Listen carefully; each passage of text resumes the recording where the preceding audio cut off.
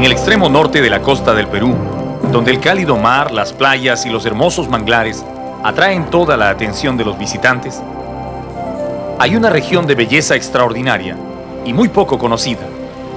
Está ubicada entre el mar y los cerros donde comienza la cordillera, y es el verdadero asombro de todos aquellos que se animan a visitarla. Volando desde la orilla del mar hacia el este, en cuestión de minutos el paisaje comienza a cambiar y aparecen unas colinas de poca altura cubiertas de una densa vegetación, color marrón oscuro, salpicada a ratos de gris y verde claro. Es un gigantesco bosque seco, aparentemente deshabitado, donde millones de árboles y plantas diversas se esfuerzan por alcanzar la luz y desarrollarse en un terreno visiblemente falto de agua.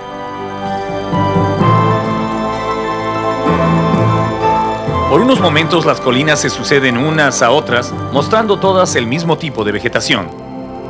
Pero repentinamente el paisaje vuelve a cambiar y frente a nosotros el bosque seco se convierte en una extensa selva, verde y llena de vida. Aquí los árboles tienen otras formas y colores y por un momento da la impresión de que hemos pasado de la costa a la selva amazónica. Grandes velos de neblina cubren las montañas más altas y es fácil imaginar la cantidad de vida que se oculta en ese follaje. Desde que despegamos de la orilla del mar hasta aquí, han pasado apenas 10 minutos y Tumbes se ha transformado frente a nuestros ojos. De una faja costera típica de nuestro territorio, hemos pasado a una selva tropical, como nunca hubiéramos imaginado que existía en este departamento. Toda esta región de bosques forma parte de la Gran Reserva de Biosfera del Noroeste, un territorio protegido por las leyes del Estado que tiene un área de más de 230.000 hectáreas, la mayor parte comprendida dentro de los límites de este departamento.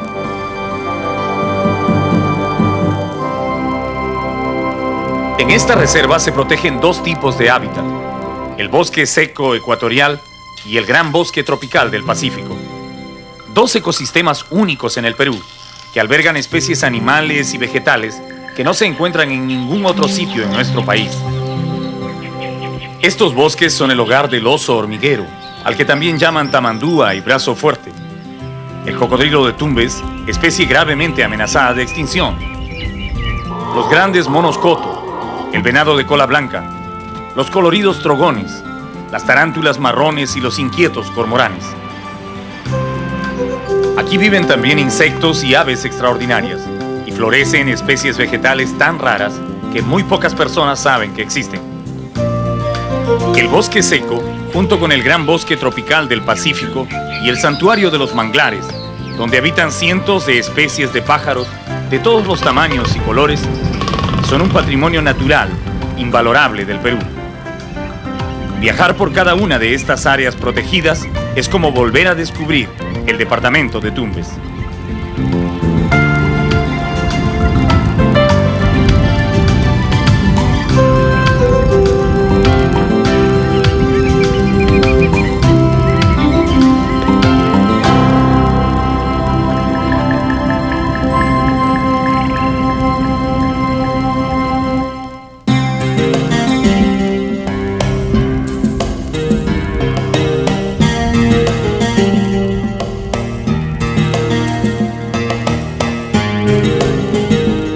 Ingresamos a la Reserva del Noroeste siguiendo una carretera polvorienta que pasa entre campos de algarrobos y millones de arbustos de una planta que los campesinos llaman borrachera.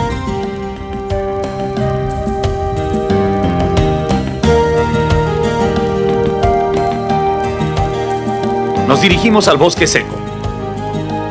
Al comienzo no le prestamos mucha atención a esos arbustos grises que cubren todo el terreno a los dos lados de la carretera. Pero luego los guías nos fueron comentando que estas plantas son una verdadera plaga en Tumbes. Y en los días posteriores descubriremos hasta qué punto estos arbustos han desequilibrado la vida de docenas de pueblos y caseríos en esta región. Los pequeños bosques de algarrobos que aparecen en el camino son solo restos de los gigantescos algarrobales que hubo una vez en todo el norte, que fueron depredados lentamente para hacer carbón y vigas para casas.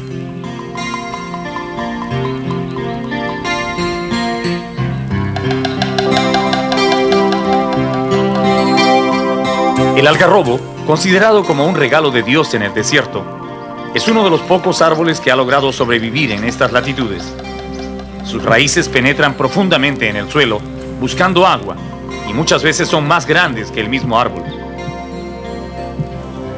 Caminar, aunque sea por unos momentos por el interior de un bosquecillo de algarrobos, permite conocer también la gran variedad de vida que se acoge a la sombra de estos árboles.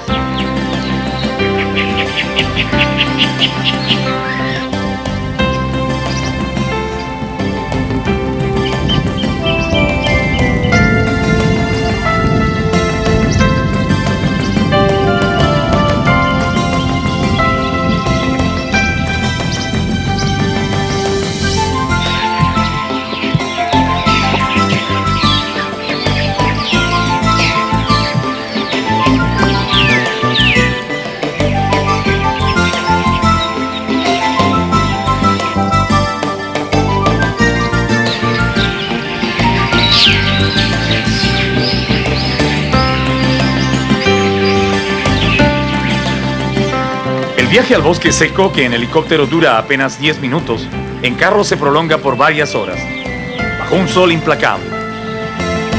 Nuestro objetivo son esos cerros azulados que se distinguen al fondo del paisaje. Allí está el bosque seco, en la zona que se denomina el Parque Nacional Los Cerros de Amotape. Cuentan que cuando los conquistadores españoles pasaron por esta región en el siglo XVI, con rumbo a Cajamarca, vieron a lo lejos estos cerros y les pareció que tenían el mismo color del algodón azulado con que las mujeres de su lejana patria confeccionaban sus faldas. Ese color, llamado Amotape en España, se quedó para siempre como el nombre de esos cerros. Desde que salimos de Tumbes hemos recorrido cerca de 85 kilómetros para llegar a los límites del Parque Nacional Los Cerros de Amotape, donde comienza el bosque seco ecuatorial. En el puesto de vigilancia nos detenemos brevemente para conversar con los guardaparques, que nos hablan de su trabajo y de los esfuerzos que realizan para impedir las incursiones de los cazadores, traficantes de aves y extractores de madera, que con frecuencia ingresan furtivamente en el parque. Nosotros estamos empeñados en poder... El jefe del puesto de control, que nos acompañará en todo el viaje, nos cuenta que tiene solo 4 guardaparques para cuidar un territorio de 91.300 hectáreas. No tienen vehículos ni presupuesto para combustible, pero aún así hacen lo mejor que pueden su trabajo, controlando sobre todo los carros que entran y salen por esta carretera.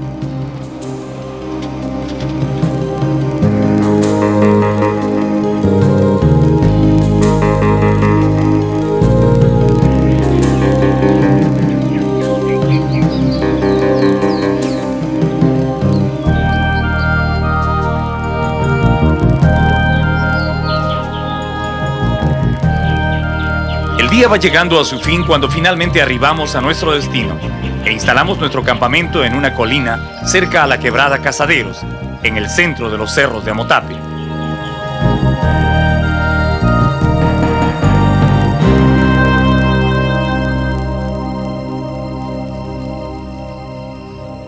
A pesar del largo viaje, nadie se siente cansado y todo es animación y charla entre las carpas. Mientras unos se dedican a consumir las provisiones que teóricamente deben durar 35 días, otros revisamos mapas y fotografías del parque, que recién mañana veremos en toda su belleza. En las semanas siguientes nos quedaríamos maravillados al comprobar la enorme variedad de especies que se refugian en estos cerros.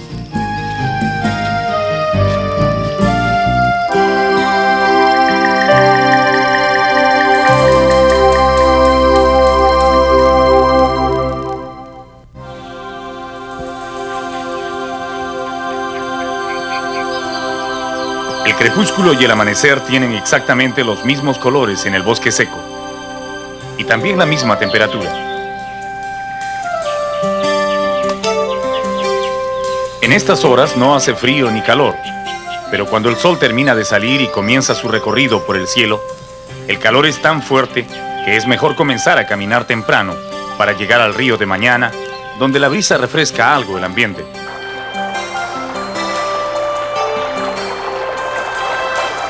Por estar ubicada muy cerca de la línea ecuatorial, esta región debería tener un clima mayormente tropical, es decir, cálido y húmedo y con abundantes lluvias. Pero la presencia de la cordillera de los Andes, por un lado, y las corrientes oceánicas, por el otro, le confieren un clima más bien subárido. La mayor parte del año es totalmente seco y solo llueve en los meses del verano, entre diciembre y marzo. Con la poca agua que recibe en esos meses, se sostienen los árboles y las plantas que estamos viendo. Pero 3 meses de lluvia al año no serían suficientes para hacer que esta vegetación crezca y se desarrolle. El bosque seco de Tumbes sobrevive principalmente porque cada 9 o 10 años el fenómeno del Niño trae fuertes lluvias que se prolongan por 6 o 7 meses, elevando el nivel de las aguas subterráneas. Es de ese fenómeno y de las aguas acumuladas en el subsuelo que vive el bosque. Cuando el sol ya brilla alto en el cielo, distinguimos en los árboles a las primeras aves rapaces que otean el paisaje en busca de sus presas.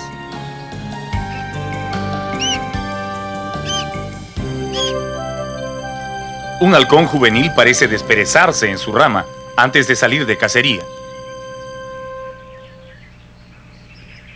mientras que el veloz guaraguao, que se ha despertado más temprano, se dirige raudo a sus cotos de caza en el interior del bosque.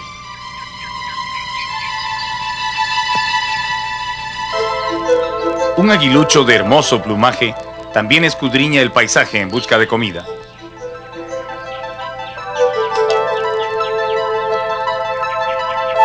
Y grita de rato en rato para advertir a otros cazadores aéreos que este territorio le pertenece.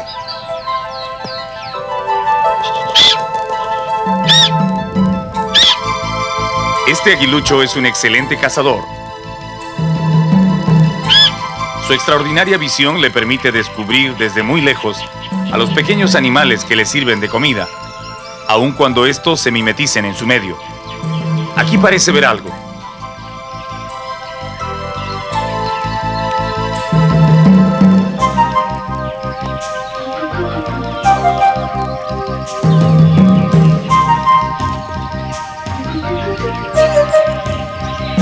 Bueno, mala suerte esta vez, pero el día recién está comenzando.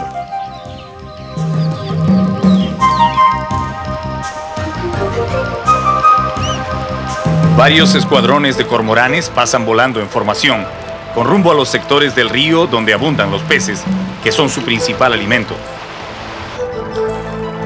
Y en las ramas de los árboles, pájaros de diversas especies también comienzan a dejar sus dormideros para salir en busca de comida.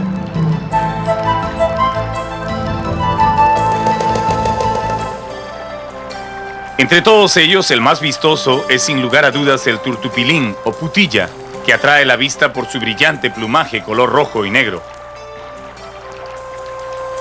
Los lugareños dicen que es de buena suerte si el turtupilín lo mira a uno de frente.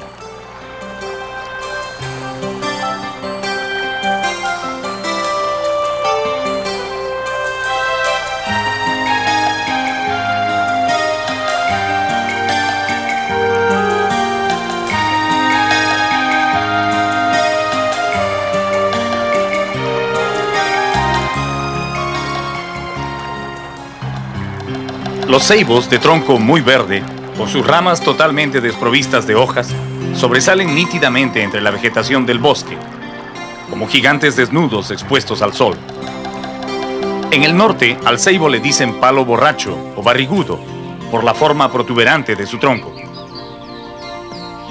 Aquí en el parque, donde está prohibido la tala de árboles, el ceibo llega a crecer hasta 25 o 30 metros de altura, y sus troncos alcanzan un diámetro de 4 metros, incluyendo las grandes aletas con que fijan su enorme peso en el suelo.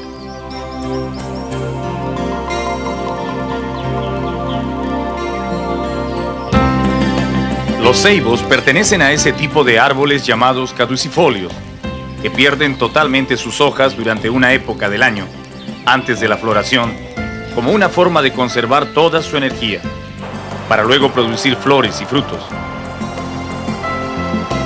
Por eso hay épocas en que se ve a los ceibos sin una sola hoja, y luego totalmente cubiertos solo de flores. En nuestra primera caminata por el bosque encontramos otra variedad de ceibos completamente erizados de gruesas púas que desarrollan desde sus primeros años para defender su tronco de los depredadores. Las púas tienen hasta 4 centímetros de longitud en algunos lados y protegen todo el tronco y las ramas del ceibo como una antigua armadura.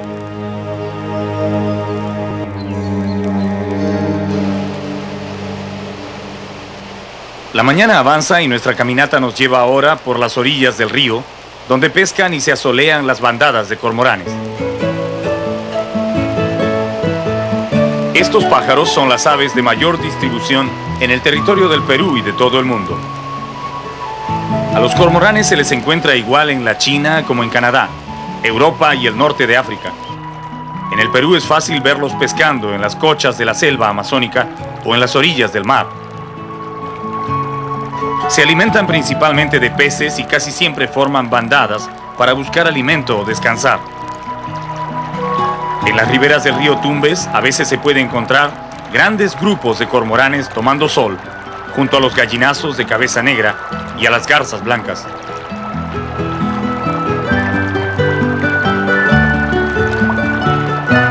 El río es el lugar de reunión de casi toda la avifauna del bosque.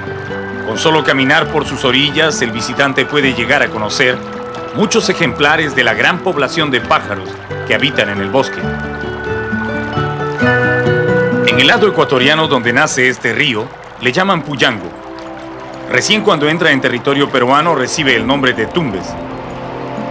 Su caudal, que es bastante regular en todo el año, se convierte en un enorme torrente en los meses de lluvia, inundando caminos y senderos. Lo mismo ocurre con todas las quebradas que bajan de las montañas. Pero en esta época de estío en que visitamos el bosque, el río y las quebradas están en su mínimo caudal, y otros cursos de agua se han secado totalmente. Solo algunas pozas entre las rocas de las quebradas conservan agua suficiente para mantener la vida de los peces, anfibios y crustáceos que se refugian allí en espera de las lluvias. Los pobladores locales le llaman jagüeyes a estas pozas, que son también los abrevaderos, donde venados, zorros, pumas y otros ejemplares de la fauna mayor del bosque se acercan a tomar agua. Es muy interesante observar a los pequeños habitantes de estos jagüeyes en su mundo acuático. El cangrejo de río es el más sigiloso de todos. Armado con sus poderosas tenazas, aguarda escondido entre las algas el paso de algún pececillo descuidado para atraparlo. Este cangrejo tiene tanta fuerza en las tenazas que puede capturar y devorar peces 2 veces más grandes que él. En los lugares menos profundos toman sol sapos de varios colores y tamaños, algunos realmente extraños y aún no clasificados por los herpetólogos.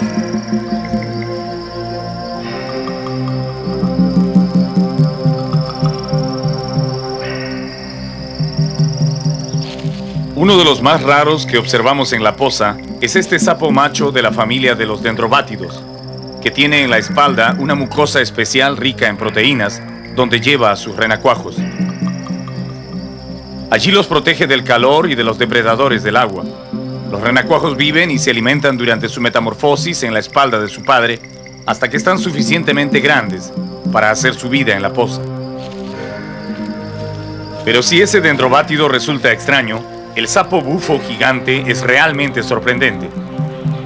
Los bufos no son regularmente de este tamaño, pero aquí en el bosque, donde no existen muchos depredadores para su especie, llegan a crecer hasta 25 centímetros de largo y pesar casi 1/4 kilo. Eso los hace muy lentos, por lo que pasan la mayor parte del tiempo escondidos bajo las plantas acuáticas y solo salen durante la noche a buscar comida.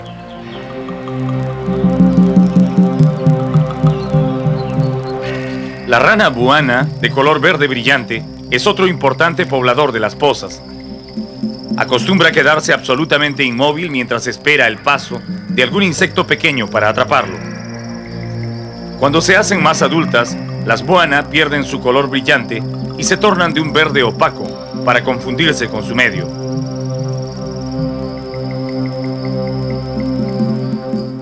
En algunas quebradas donde el agua se junta formando pequeñas lagunas con muchas plantas de junco en las orillas, la vida es aún más abundante.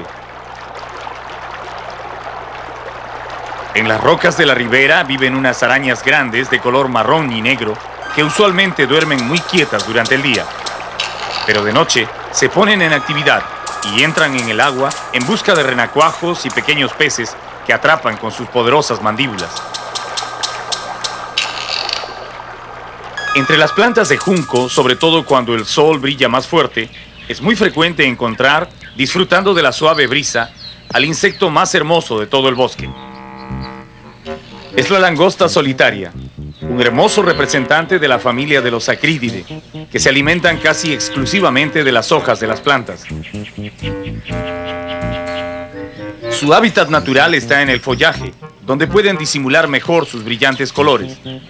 Pero a veces el calor las obliga a acercarse a las pozas, donde pasan largas horas paradas en las rocas, y a veces se aventuran a entrar en el agua, demostrando que son excelentes nadadoras. Estas langostas son usualmente pacíficas, pero los entomólogos saben que en algunas ocasiones, y por circunstancias aún no esclarecidas, algunas especies pueden convertirse en verdaderas plagas. Cuando esto ocurre, las langostas, que tienen usualmente un comportamiento solitario, se transforman en gregarias, formando colonias de millones de individuos, a los que les crecen el cuerpo y las alas y se lanzan a devorar todo lo que encuentran a su paso. En el Asia y África, donde esto sucede con cierta frecuencia, las langostas no son vistas con mucho afecto, pero a nosotros nos cautivaron la elegancia y los hermosos colores de esta pacífica caminante.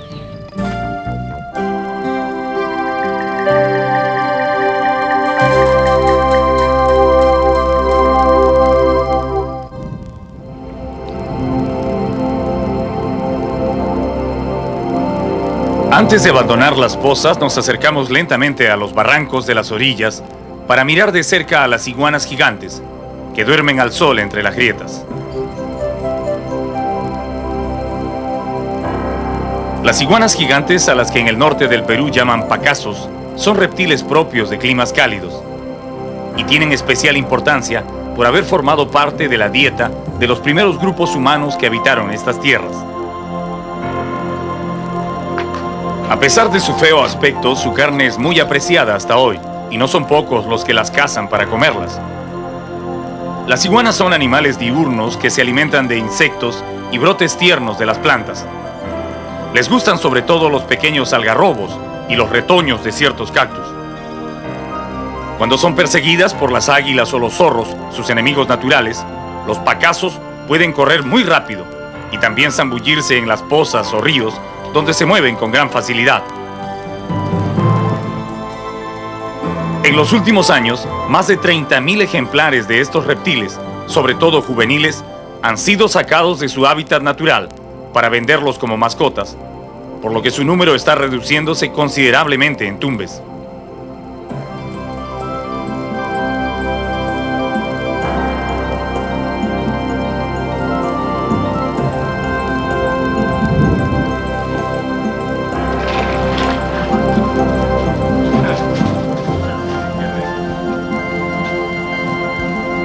Luego de casi 8 horas de caminar por el bosque, maravillándonos con las aves, mamíferos y reptiles que habitan este parque, iniciamos el regreso al campamento, comentando las experiencias del día, cuando repentinamente alguien grita: ¡un oso!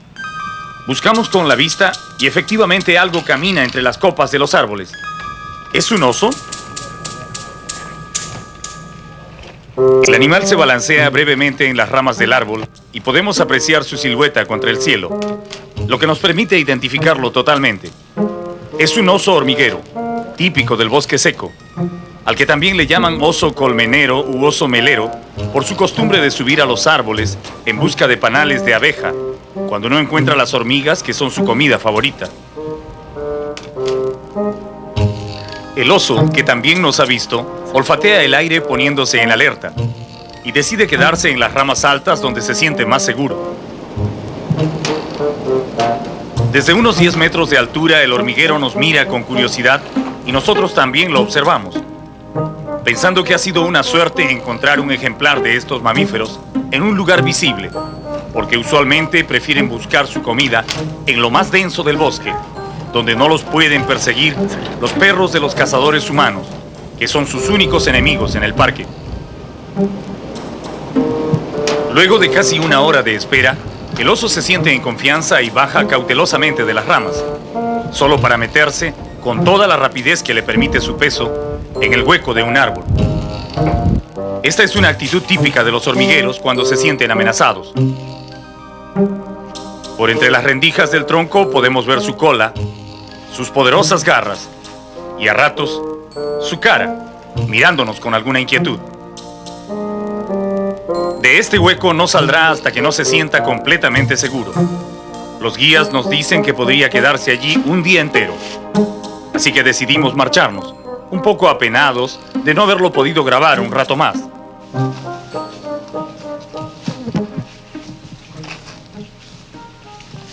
Pero no avanzamos mucho cuando tropezamos con otro ejemplar, de pelaje totalmente blanco, que viene caminando lentamente por el suelo cubierto de hojas.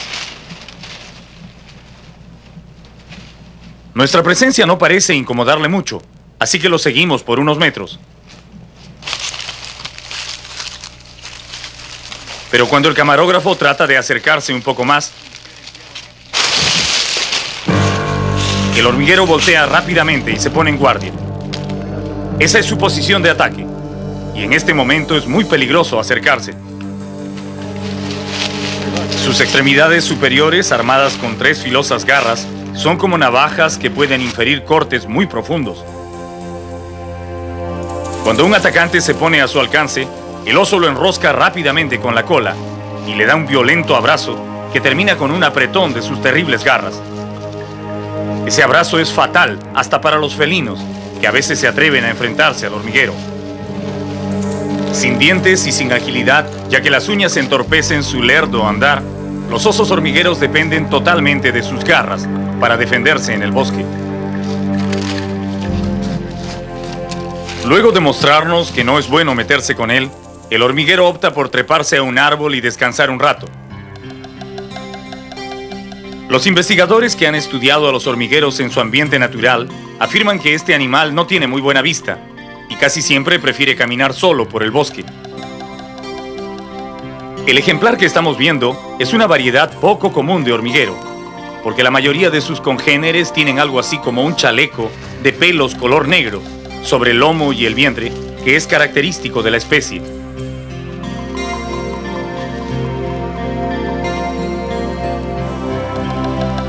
Estos animales se encuentran en los bosques secos y húmedos de casi todo el continente americano, desde México hasta Argentina, y en cada país tienen un nombre local diferente.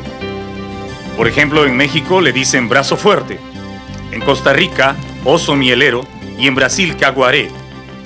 Pero existe una denominación común para este hermoso mamífero, y es tamandúa, palabra que designa el género al que pertenecen y que todos los investigadores usan con frecuencia. El tamandúa que trepó al árbol decide ahora volver a tierra y continúa su camino. Tratando de no molestarlo, vamos tras él, pensando que va en busca de comida. Pero no logramos seguirle la pista por este suelo enmarañado, cubierto de plantas espinosas y arbustos de entrecruzado ramaje. Una vez que lo hemos perdido, nuestros guías proponen buscar nidos de termitas y montar guardia allí hasta que llegue un hormiguero. La idea nos parece un poco ingenua por su simpleza, pero igual, en los siguientes días nos la pasamos grabando docenas de nidos de termitas, que por lo demás abundan mucho en este bosque. Aunque comúnmente se les llama hormigas blancas u hormigas de la madera, las termitas no deben ser confundidas con las verdaderas hormigas, que pertenecen al orden Hymenoptera. Las termitas o comegenes pertenecen al grupo de las isópteras y no son ni siquiera parientes lejanos de las hormigas. Las termitas son insectos muy voraces que se alimentan básicamente de madera. Su sistema digestivo cuenta con una rica flora intestinal que transforma la celulosa de la madera en los nutrientes que necesita el insecto. Tienen el cuerpo muy blando y rara vez se presentan expuestos al aire libre. Por eso viven ocultos en estos nidos gigantescos, repletos de túneles, que construyen con los desechos de la madera que excretan y luego moldean y endurecen al sol. La idea de esperar al tamandúa junto al nido de las termitas finalmente dio resultado. Pero no llegó el individuo que ya conocíamos, sino otro, vestido con el conocido chaleco de pelos negros de los osos de su especie. Sin darle mayor importancia a nuestras cámaras, el oso comenzó su festín de termitas, ofreciéndonos el más hermoso espectáculo que la naturaleza puede poner ante ojos humanos.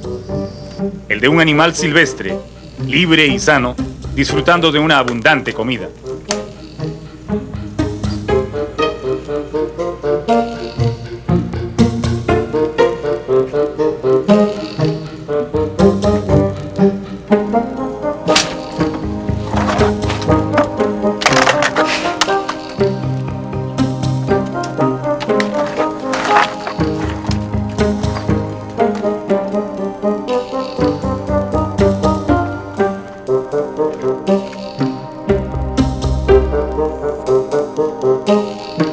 No contento con devorar los insectos de la superficie, el oso se mete en el nido y se da un verdadero atracón de termitas.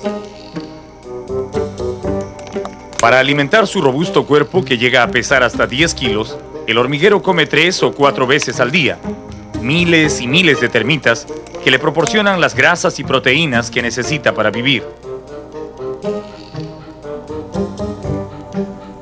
Finalmente, satisfecho de su comida, regresa al bosque a dormir por unas horas. Mientras las termitas corren enloquecidas, tratando de reparar los daños causados en su nido.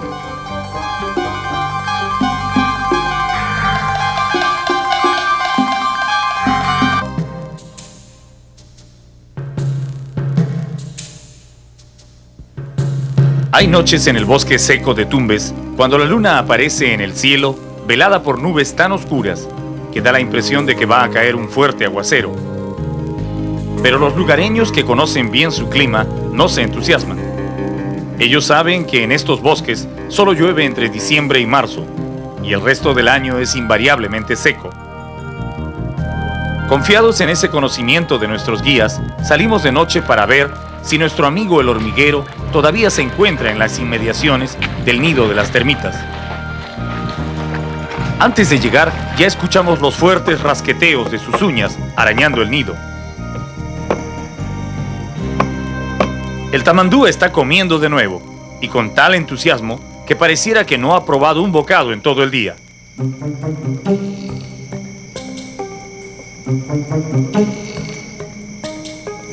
Este es un animal extremadamente silencioso, sobre todo cuando come, y tampoco despide ningún olor especial.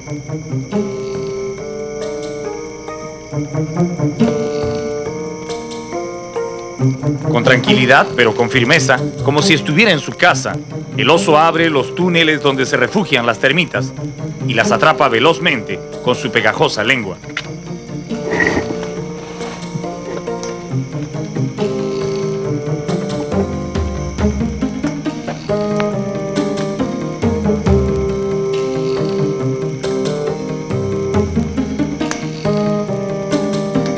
Esa rápida lengüita que usa como un ganchillo para jalar la comida está recubierta de una saliva adhesiva que produce en unas enormes glándulas ubicadas debajo de sus maxilares.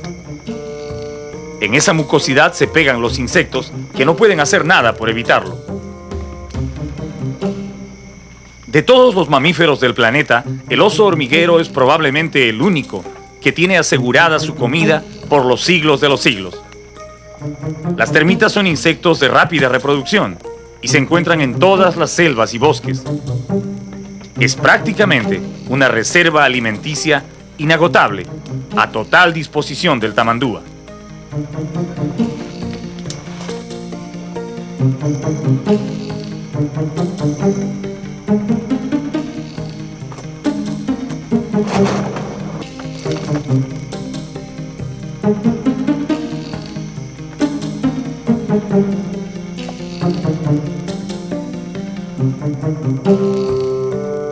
Demostrando que tiene un apetito insaciable, el oso vuelve a meterse en el interior del nido, donde al parecer le resulta más cómodo atrapar a los insectos.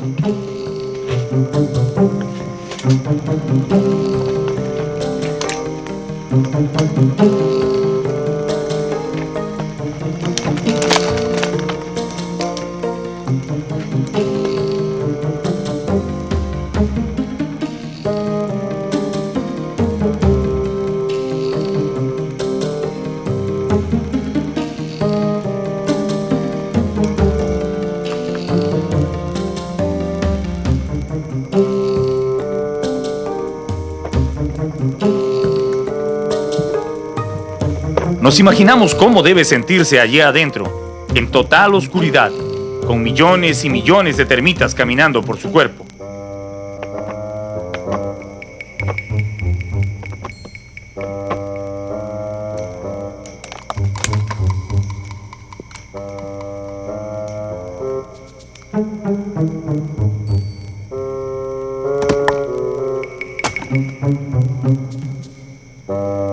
Cuando finalmente sale, está recubierto de miles de rubios insectos que se enredan en sus pelos. Parece que esta vez las termitas están muy molestas porque lo pican con fuerza en las orejas, el único sitio más o menos vulnerable en el duro cuerpo del depredador. Es imposible calcular cuántas termitas se come el hormiguero en cada una de estas sesiones, pero han de ser muchas, porque llega un momento en que el nido queda semivacío y el oso pierde todo interés.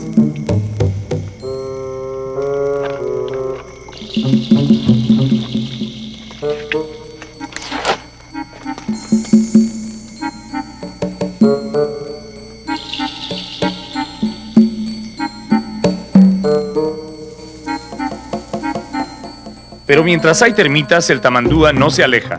Duerme en un lugar cercano a su comida y es fácil hallarlo de día o de noche en las inmediaciones del nido, comiendo o durmiendo, que son sus ocupaciones favoritas, mientras las diligentes termitas no se cansan de reparar los daños que les ocasiona el molesto visitante.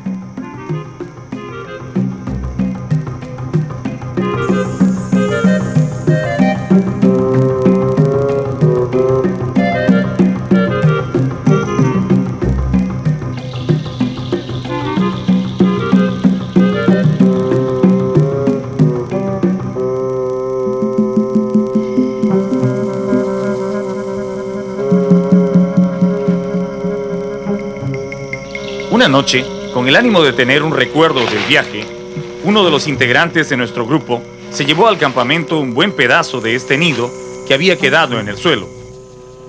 Aún contenía muchas termitas y lo dejó al aire libre para que terminen de salir. ¿Cuál sería nuestra sorpresa cuando muy entrada la noche escuchamos que alguien rascaba el trozo de nido detrás del campamento? Salimos a ver y hallamos un tamandúa juvenil muy tranquilo, comiéndose las pocas termitas que quedaban en el trozo de nido.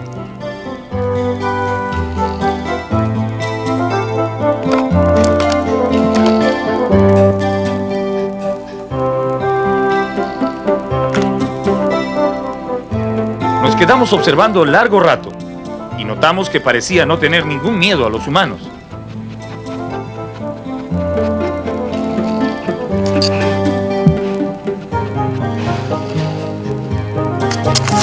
En la mañana ya se había hecho nuestro gran amigo y se dejaba acariciar como un niño.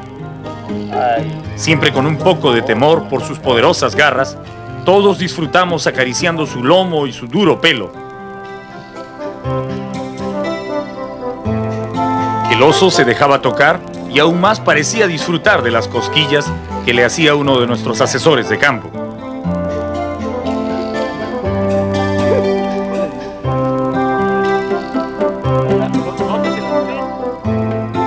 Se afirma que los grandes osos hormigueros pueden ser domesticados y llegan a vivir en amistosa convivencia con sus dueños. Pero el tamandúa es una especie que muy raramente entabla relaciones con los humanos. Los guías pensaban que tal vez este ha tenido contactos previos con lugareños que lo han tratado bien y ha ido perdiendo su miedo a la gente. Pero a pesar de su aparente docilidad, notamos que el oso se dejaba acariciar, pero no abrazaba a nadie.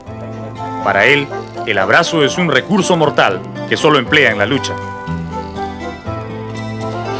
Después de pasar unos momentos con él y hacer fotografías de recuerdo, lo llevamos todos juntos al interior del bosque, lejos de la zona de campamentos.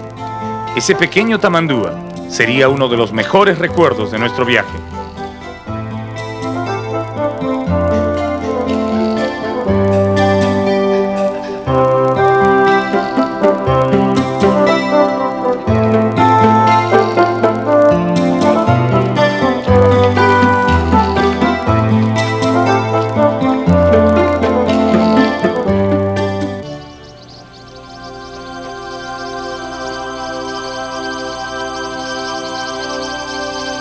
Entre los meses de abril y diciembre, cuando el clima se torna más seco y el bosque recibe con fuerza la luz del sol, florecen numerosas especies vegetales que alegran el paisaje y reafirman la perennidad del bosque seco. Los árboles de Guayacán, con sus brillantes flores amarillas, son los más vistosos. Se les encuentra en todo el ámbito del bosque, creciendo en pequeños grupos o también solitarios, mostrando su ramaje sin hojas, pero totalmente cubiertos de flores. Como muchos árboles de este clima, el Guayacán pierde su follaje en la etapa previa a la floración para dedicar toda su energía a la producción de los frutos que asegurarán la supervivencia del árbol. Estos árboles producen una madera muy apreciada por su dureza y hermoso veteado.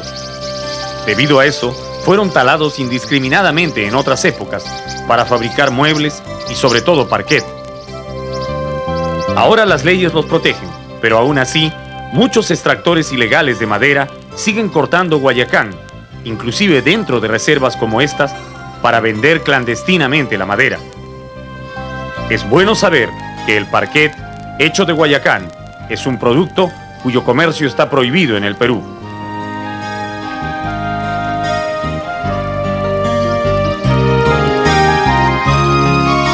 Estas flores, parecidas a un espolón de gallo, pertenecen a otro árbol típico del bosque seco. Es el porotillo, que crece hasta los 5 o 6 metros de altura y se llena de flores justo en el momento en que todo el bosque está más seco. Las flores del porotillo son el bocado favorito de los venados que abundan en esta región.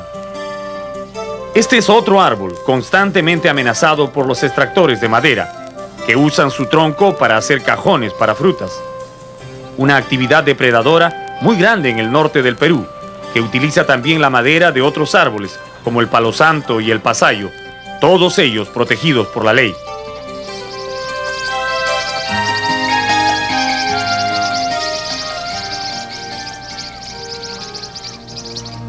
Este tronco fuerte, con ramas altas, decoradas con docenas de bolitas color castaño, que parecen adornos de Navidad, es el polopolo, otro importante ejemplar de la flora del bosque.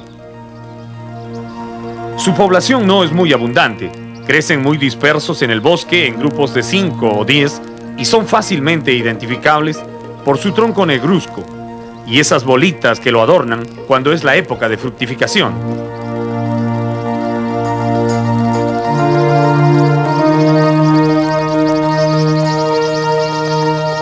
Mirar en el interior de estos frutos es descubrir uno de los artificios más extraordinarios que ha diseñado la naturaleza para asegurar la supervivencia del árbol. Los frutos más verdes muestran las semillas envueltas en una vellosidad blanca y húmeda que en esta etapa de crecimiento sirven de alimento a las ardillas y diversos tipos de aves.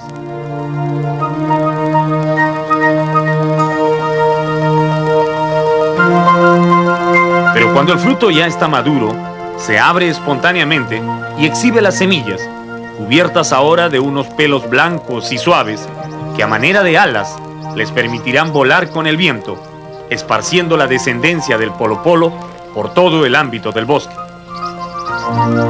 Probablemente esa fue la forma como las semillas de algunas especies provenientes de la selva amazónica cruzaron la cordillera y llegaron al bosque de Tumbes. Estas semillas llevadas por el viento, caen al suelo y esperan las condiciones propicias para germinar.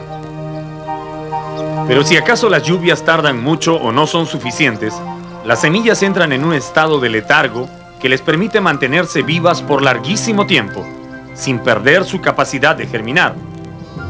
Los botánicos llaman a ese estado dormancia, que es una propiedad de casi todas las especies vegetales del bosque seco.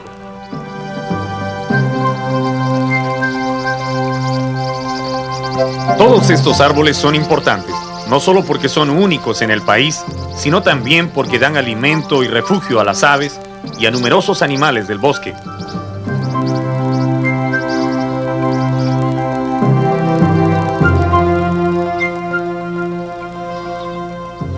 Precisamente en la cercanía de los árboles de Porotillo, nuestro camarógrafo descubre ahora una pequeña cría de venado gris, descansando bajo la sombra de un arbusto.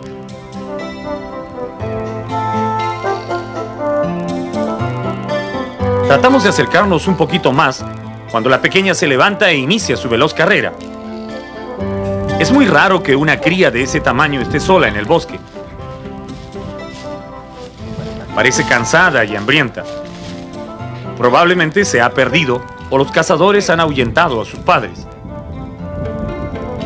A pesar de su aspecto indefenso, se mantiene muy despierta y vuelve a correr tan pronto nota que avanzamos.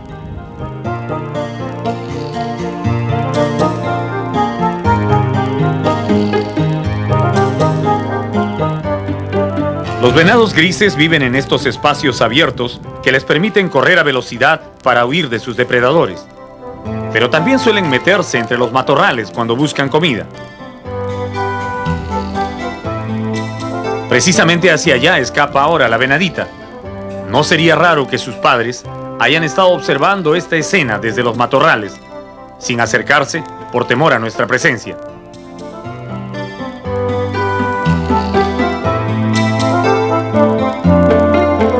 La pequeña cría de venado fue una agradable presencia en el calor del mediodía. Pero el bosque alberga muchas formas de vida, algunas de las cuales pueden ser no tan agradables y acaso peligrosas.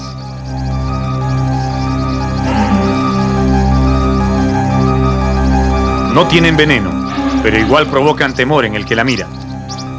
La culebra Alsophis elegans mide un poco más de 1 metro de largo y casi siempre se arrastra por el suelo del bosque en busca de insectos y batracios para comer.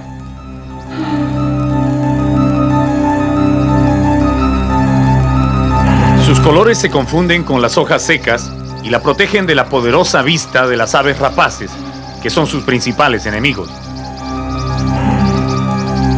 Aun cuando su ambiente preferido es el suelo, esta culebra puede trepar también a los árboles, en busca de los pichones de las aves.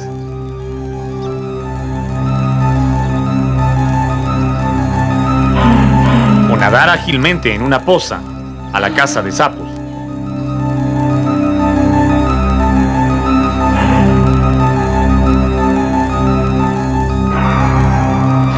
Otro personaje que trata de disimular su presencia entre las hojas secas es la tarántula migala. Vive en los huecos del suelo y se alimenta de insectos y aves pequeñas. Ella sí es de temer.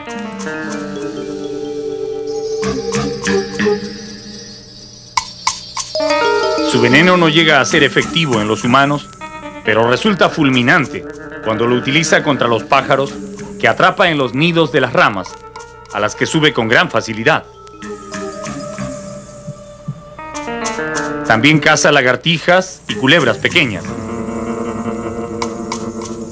Las tarántulas normalmente no son agresivas y se quedan muy quietas cuando alguien se acerca a mirarlas. Pero se afirma que cuando están furiosas pueden pegar saltos repentinos hacia el rostro o el cuerpo del que las molesta. En el bosque seco de los cerros de Amotape encontramos muchísimas de estas tarántulas peludas, de color marrón claro, caminando por el suelo o tomando sol entre las rocas.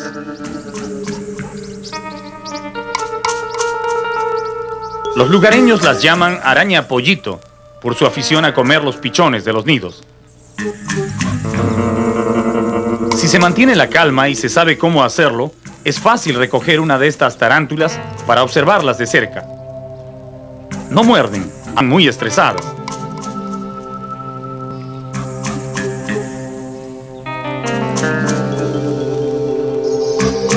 Así es posible observar las poderosas mandíbulas que les sirven para triturar a sus presas.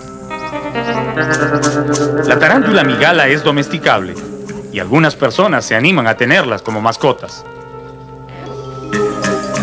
Después de sostener a estos ejemplares por varios minutos, las dejamos en el suelo y recién sentimos los efectos de su presencia. El pelo de su cuerpo se pega en la piel y es muy irritante, más molesto que la picadura de un zancudo. Ese es el único recuerdo que deja en los humanos el gigantesco arácnido.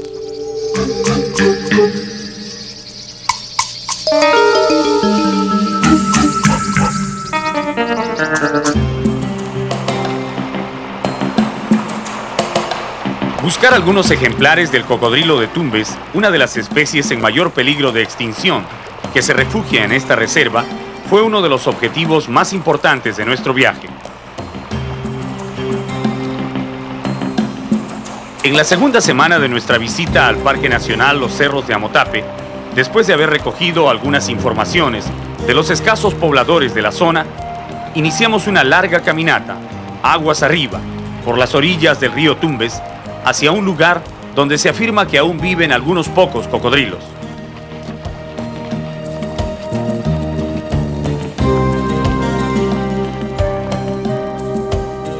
Este río de aguas templadas, que tiene sus nacientes en el Ecuador, recorre 124 kilómetros en nuestro territorio, antes de desembocar en el Océano Pacífico a la altura de la ciudad de Tumbes. Los pobladores de la zona cuentan que hace muchos años, en las riberas del río, era fácil encontrar numerosos cocodrilos, tomando sol en las orillas fangosas o surcando las aguas en busca de alimento. Pero a partir de los años 50, la población de cocodrilos comenzó a disminuir rápidamente por la aparición de cazadores que los mataban para quitarles el cuero y también por la pesca excesiva que acabó con muchas de las variedades de peces que les servían de alimento a los reptiles.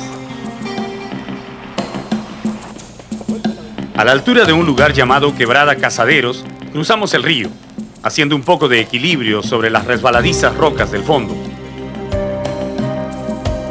Ahora caminamos en la zona de frontera. El lado derecho del río es Ecuador, el lado izquierdo es el Perú. En esta zona, la vegetación en ambas riberas del río está formada principalmente por juncos y cañaverales. Grandes rocas arrastradas en las épocas de lluvias frenan la corriente, creando pequeñas pozas donde aún abundan los peces. Ahora llegamos a un paraje donde se aprecia que el río es bastante profundo, con árboles más grandes en las orillas. Aquí es donde los guías afirman haber visto algunos cocodrilos adultos en las últimas semanas. Mientras un grupo se instala bajo la sombra de un algarrobo para observar desde lejos el curso del río, nuestro camarógrafo comienza a rastrear el agua en busca de algún movimiento.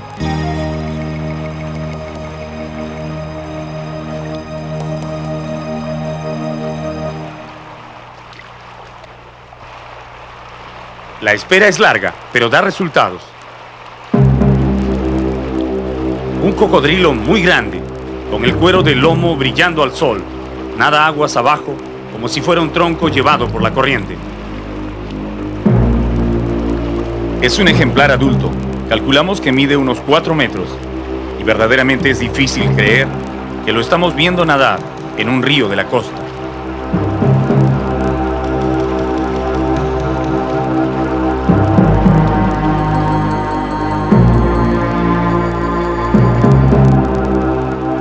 El cocodrilo se acerca a la orilla y notamos que hay otro más, descansando entre el fango y el agua.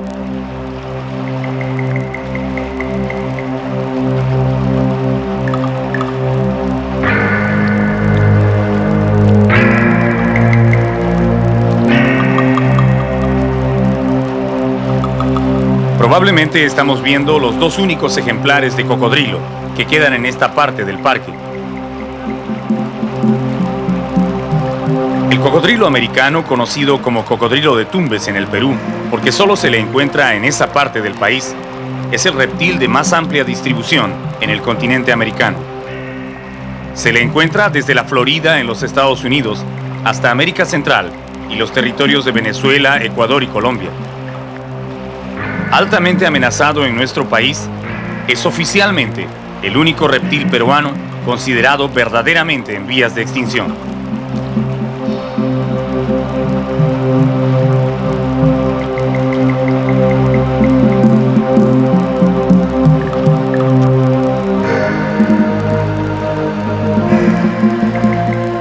Parece que esta playa fangosa es su lugar favorito de descanso, porque ambos cocodrilos se acomodan para tomar sol y se quedan muy quietos, calentando sus organismos de sangre fría.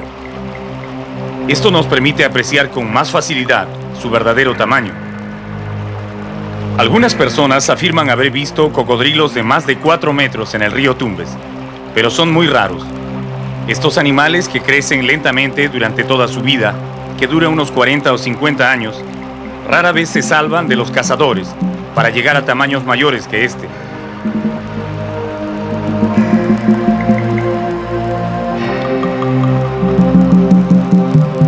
Para nosotros, que estamos observando desde el refugio en el Algarrobo, es una experiencia muy emocionante. Entre triste y feliz, contemplar, aunque sea de lejos, a estos magníficos animales, descendientes de los grandes reptiles que dominaron el mundo en épocas remotas y que ahora están a punto de desaparecer en nuestro país. Los investigadores, que han pasado mucho tiempo en esta reserva buscando al cocodrilo de Tumbes, reportan que en todo el curso del río, desde el lugar donde éste ingresa al Perú hasta la desembocadura, difícilmente hay una población de 50 cocodrilos.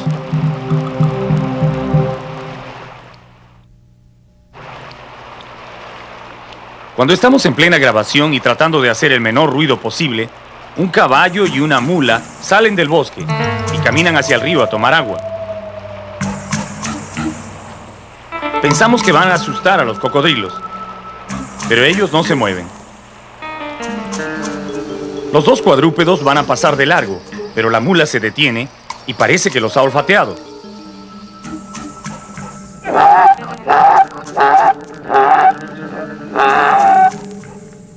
No sabemos qué habrá querido decir con ese relincho, pero las dos bestias se alejan prudentemente de los reptiles para tomar agua.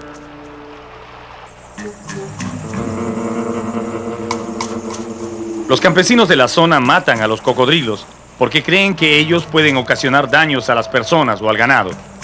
Pero esa creencia es totalmente incorrecta. Los cocodrilos se alimentan fundamentalmente de peces, cangrejos y moluscos, y muy raramente atrapan algún mamífero pequeño que se acerca al río. Una garza blanca grande que pesca en la orilla también ha visto al cocodrilo y se acerca a curiosear. Parece que no conoce bien al reptil, pues lo mira con atención y luego huye un poco asustada. Pero algo la hace volver a echar otra mirada. Hay unos pececillos por allí que le han llamado la atención.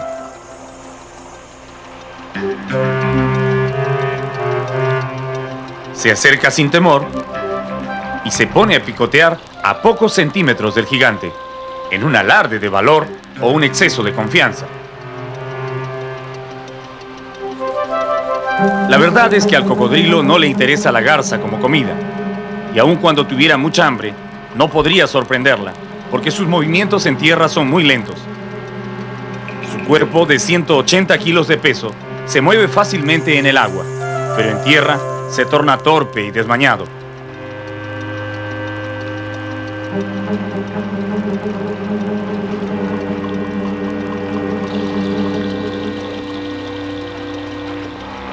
Creíamos que esta pareja de cocodrilos sería la única que lograríamos ver en todo el viaje, pero los guías, que han estado conversando con pastores de ganado en las inmediaciones, nos llevan ahora a otro sector del río, de playas arenosas, donde nos aseguran que hay algunos cocodrilos más, pero muy pequeños.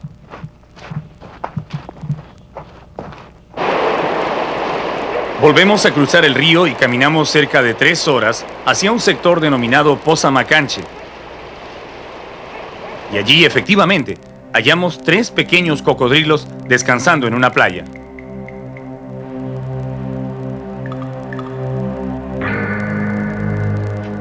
Tienen diferentes edades y tal vez sea una muestra de que los cocodrilos de Tumbes continúan reproduciéndose, a pesar de las dificultades que encuentran en su hábitat y la constante presencia de cazadores.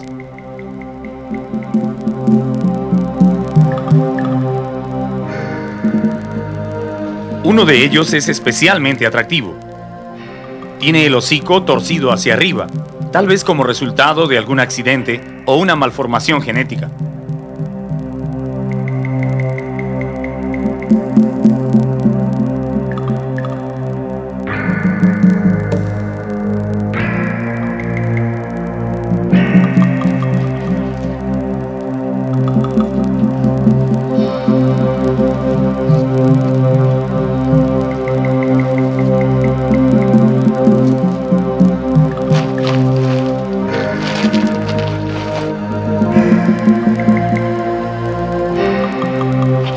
Atrapar uno para mirarlo de cerca y tomar algunos datos no resulta muy difícil.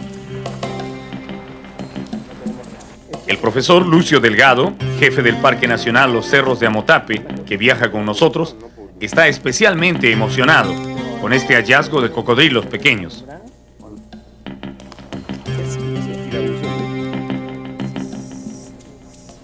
Él calcula que este cocodrilo tiene unos 2 años y medio de edad y pesa unos 8 kilos. Tiene todas sus extremidades completas, algo que es raro en cocodrilos jóvenes, que usualmente sufren el ataque de adultos o son mordidos por sus propios parientes. A pesar de su escaso tamaño, 1 metro con 10 centímetros, el cocodrilo es muy fuerte y en los violentos movimientos que hace por liberarse, ha logrado herir con sus dientes la mano de uno de nuestros guías. El jefe del parque cree que es una buena señal la presencia de estos jóvenes cocodrilos en el río, porque significa que la especie aún sigue reproduciéndose en su hábitat natural. Pero esto no quiere decir necesariamente que esté comenzando una recuperación de la población de cocodrilos. Mientras existan cazadores que los persiguen y gente que los mata solo por deporte, estos cocodrilos juveniles tendrán muy poca oportunidad de llegar a ser adultos. Luego de un buen rato de admirarlo y anotar sus características, el jefe del parque nos pide devolverlo al agua. ¡Adiós! Apenas lo soltamos, desaparece en la poza, donde ya están nadando también sus hermanos. Son estas pozas profundas que se forman en determinadas zonas del río, los lugares favoritos de los cocodrilos, para pescar y descansar. Pero aquí también llegan los pescadores humanos, que utilizando venenos como el barbasco, que obtienen de la raíz de una planta de la zona, y a veces hasta dinamita, interfieren irreversiblemente en el hábitat natural de los cocodrilos. Es muy posible, si no se hace algo por evitarlo, que los cocodrilos sigan disminuyendo hasta desaparecer por completo del río Tumbes. Si eso ocurre, habremos perdido una de las especies de reptil más grandes y hermosas que la naturaleza puso en nuestro territorio.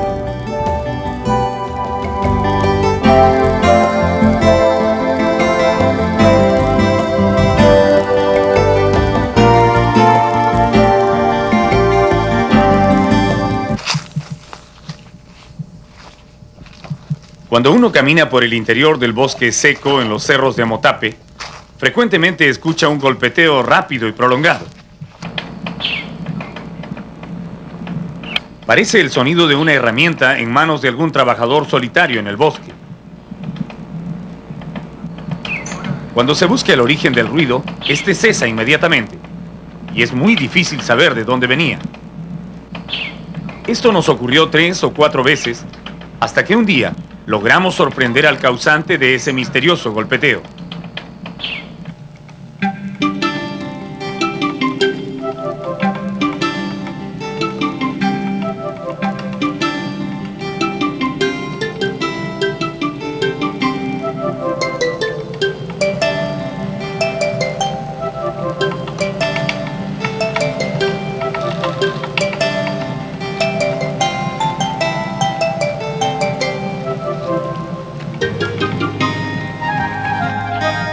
Era efectivamente un trabajador solitario, de apenas 15 centímetros de tamaño, empeñado en golpear la rama de un árbol en busca de comida. Su nombre local es Picapalo, pero todos lo conocen mejor como Pájaro Carpintero Chico.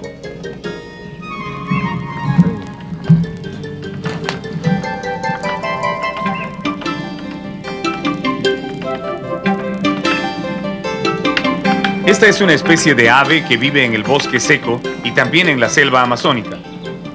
Su obstinado picoteo contra las ramas y troncos de los árboles es una habilidad que le ha dado la naturaleza para encontrar su alimento en los lugares donde otros pájaros no lo buscan.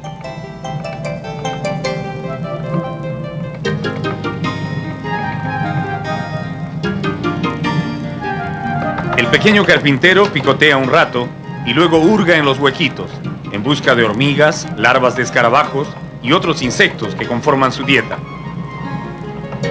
Los músculos de su cuello y su cabeza son tan fuertes que puede dar hasta 100 picotazos por minuto, sin sentir el menor cansancio, ni romperse el pico, por supuesto.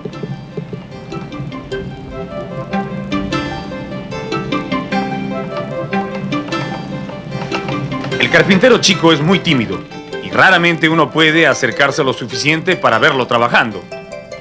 Pero si se tiene la suerte de encontrarlo en un día que está con mucha hambre, allí sí es posible disfrutar de unos buenos minutos observando a este pequeño martillero con plumas que no se cansa de picotear en busca de su comida.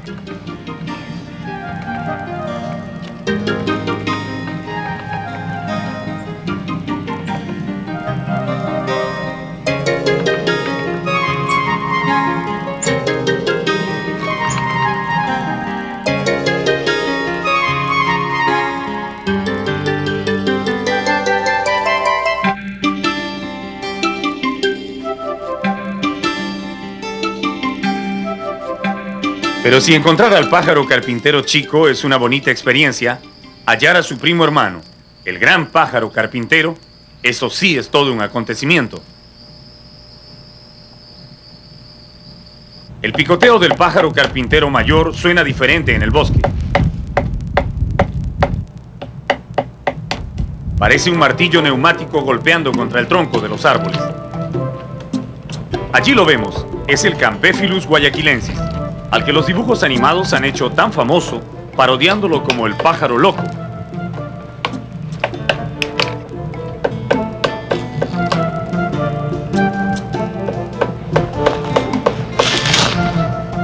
Es el pájaro carpintero grande, el más llamativo de todas las aves del bosque.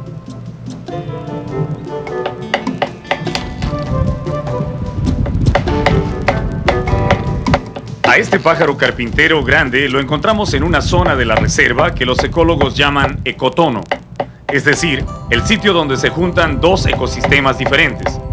En este caso, es el límite entre el bosque seco ecuatorial y el bosque tropical del Pacífico, al que ya estamos ingresando.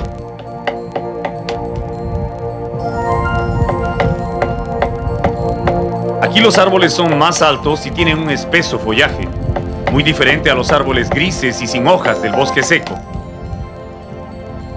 Sin prestarnos mucha atención, a pesar de que nos ha visto, el carpintero continúa con su trabajo de picotear la gruesa rama en busca de insectos. Cualquier otra ave que golpeara de esta manera un árbol con el pico no duraría ni un día con vida, porque su cerebro también quedaría expuesto a un martilleo incesante que terminaría por destruirlo.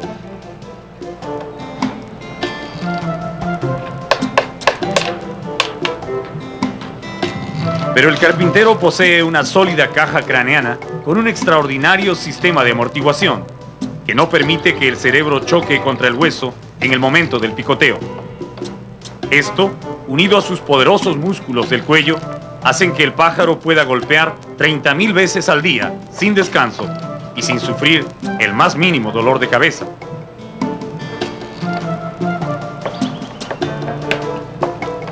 Aparte de su pico que destroza con facilidad la corteza de los árboles semipodridos, el carpintero posee una larga lengua con bordes dentados que le permite extraer del interior de los agujeros las hormigas, larvas y otros insectos que van quedando al descubierto. La naturaleza también ha previsto a este formidable pájaro de 4 dedos con uñas curvas, dispuestas en forma de X, que le hacen más fácil aferrarse a los troncos verticales y picotear en cualquier posición.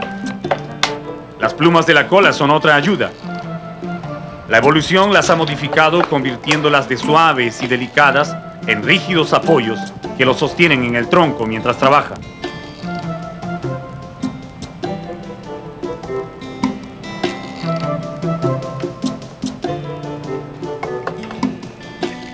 El picapalo, como le llaman en el norte, perfora huecos redondos en los troncos de los árboles muertos y allí la hembra deposita 1 o 2 huevos.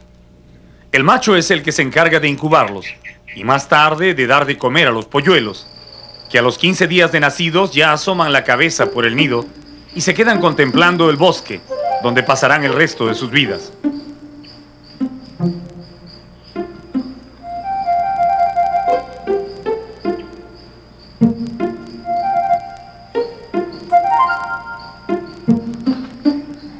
Estos pequeños observan un poco inquietos el mundo alrededor.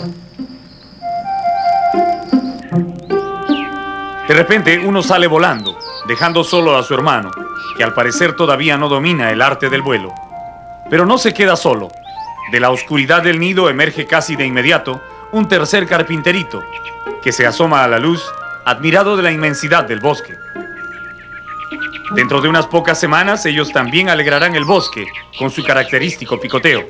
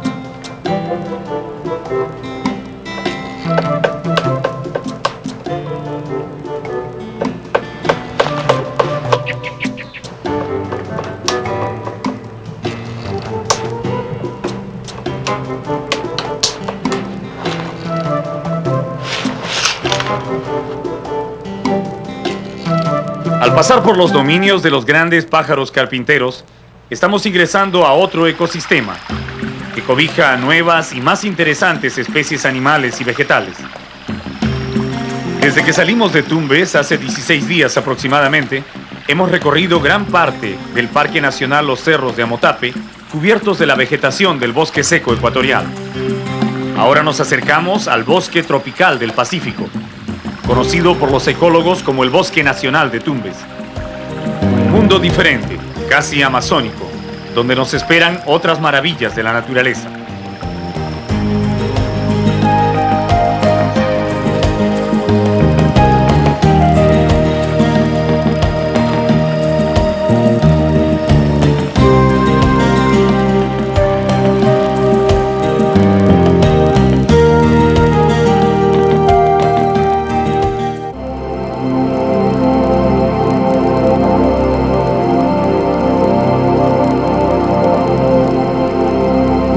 El Bosque Nacional de Tumbes, que forma parte de la Gran Reserva de Biosfera del Noroeste, tiene un área total de 75.000 hectáreas. Visto desde el aire, el paisaje no se diferencia casi en nada de las montañas de la selva alta del Perú. Pero lo que hace excepcional a este bosque es su ubicación, en el lado occidental de la cordillera de los Andes, bastante cerca al Océano Pacífico, en una región donde la mayoría de los visitantes esperan encontrar solo playas y desiertos. En nuestro viaje por la reserva utilizamos vehículos para la mayor parte del recorrido, pero al ingresar en el Bosque Nacional, los estrechos caminos nos obligan a continuar a pie, llevando nuestros equipos a lomo de bestia.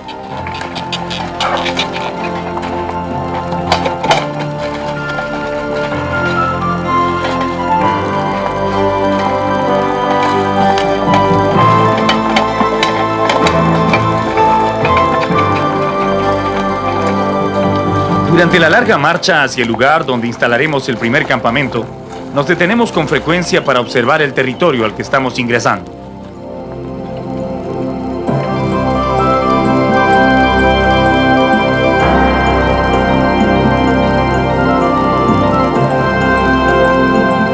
La espesa vegetación que cubre la parte más alta de las montañas está casi todo el tiempo semi-oculta por un manto de neblina que llega desde la lejana selva amazónica, pasando la cordillera, que en esta zona tiene muy poca altura.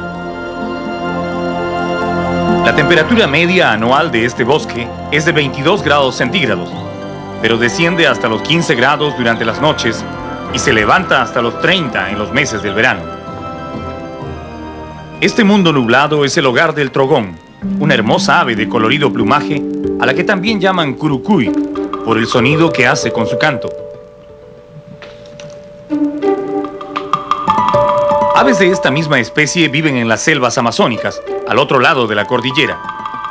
Probablemente los antepasados de este trogón pasaron al bosque de Tumbes en épocas remotas, y al encontrar abundante alimento y una vegetación parecida, decidieron quedarse en este lugar, disfrutando de un nuevo hábitat.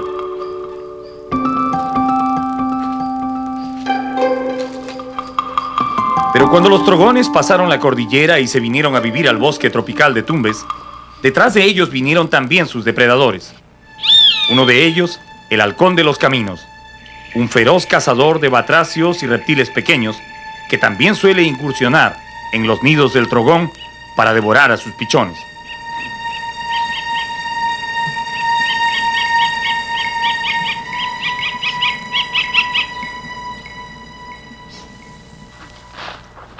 El camino por el que estamos avanzando nos lleva ahora a un sector del bosque donde nos recibe un microclima especial.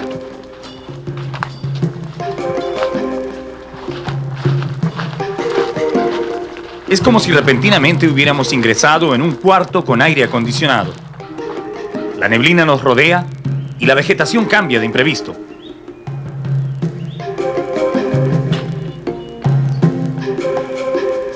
Aquí los árboles se muestran cubiertos de musgo y todas las plantas están húmedas de rocío.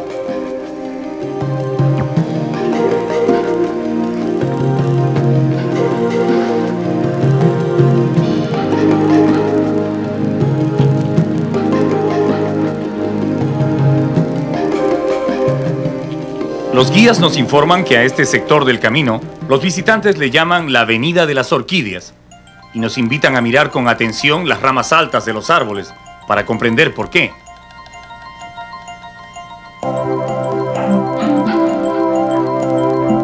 A pesar de que la neblina disminuye un poco la intensidad de sus colores, numerosas orquídeas en plena floración destacan nítidamente en el follaje. Las orquídeas son en su mayoría plantas epífitas que se ubican en las ramas altas de los árboles, buscando alcanzar un máximo de luz solar para desarrollarse. Se alimentan del humus producido por la descomposición de las hojas de los árboles o de los nutrientes que pueden captar del agua de la lluvia, pero nunca de su anfitrión, porque no son parásitas. Se estima que en todo el mundo hay unas 25.000 especies de orquídeas, pero aquí, en el bosque de Tumbes, crece esta variedad especial, denominada Cattleya maxima, conocida internacionalmente como la reina de las orquídeas, por ser uno de los géneros más vistosos de esta familia. La Cattleya maxima llega a producir hasta 10 grandes flores, que permanecen en la planta un mes y un poco más, y sus colores varían de un rosado tenue a un lila oscuro, habiéndose incluso reportado algunas totalmente blancas, que son la codicia de los colectores. La exótica belleza de estas flores, sus colores y formas, han fascinado desde siempre a los hombres que entraron en los bosques y selvas de América del Sur. En el siglo XVIII se organizaron en Europa varias expediciones que tenían como único fin colectar estas orquídeas para enviarlas a los jardines botánicos de las cortes de España e Inglaterra. Actualmente, la demanda de este tipo de orquídeas ha aumentado tanto que se ha puesto a la Cattleya maxima en peligro de desaparecer de su hábitat natural.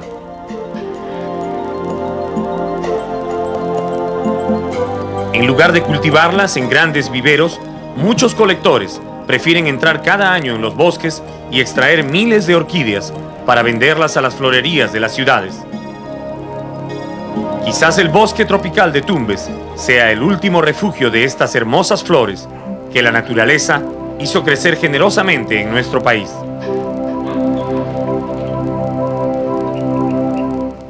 Antes de abandonar el camino principal para comenzar a bajar por las quebradas, encontramos otra planta extraordinaria, que tiene unas flores muy extrañas. Es una variedad de papaya silvestre a la que la gente del lugar llama yuca de monte o coral. Sus flores son de un rojo tan intenso que recuerdan el color de la sangre. Se cuenta que los antiguos mochicas que dominaron esta región en la época preincaica utilizaban el fruto de una papaya silvestre llamada ullucho para impedir que la sangre de las víctimas de sus sacrificios se coagule.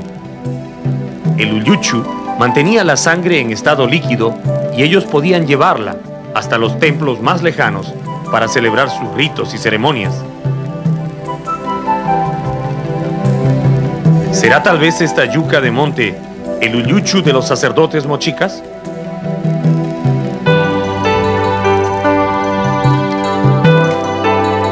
Cuando finalmente ingresamos en el bosque y comenzamos a caminar bajo el follaje de las plantas, recién podemos tener una idea verdadera del tamaño de los árboles que forman el bosque tropical de Tumbes.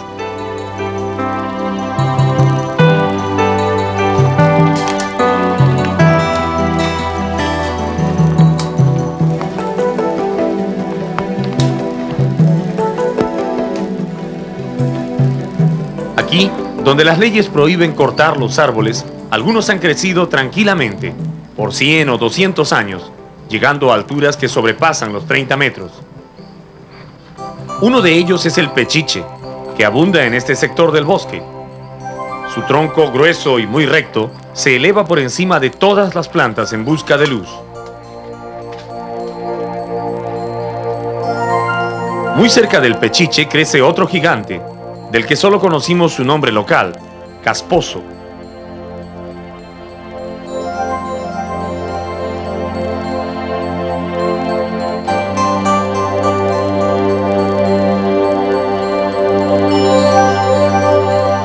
La corteza de este árbol es realmente extraña. Está formada por gruesas placas superpuestas que le dan la apariencia de un armadillo. Sin embargo, pese a su ruda apariencia, las placas se desprenden con facilidad cuando uno las jala y dejan ver a unos extraños insectos que habitan encima de la capa interior.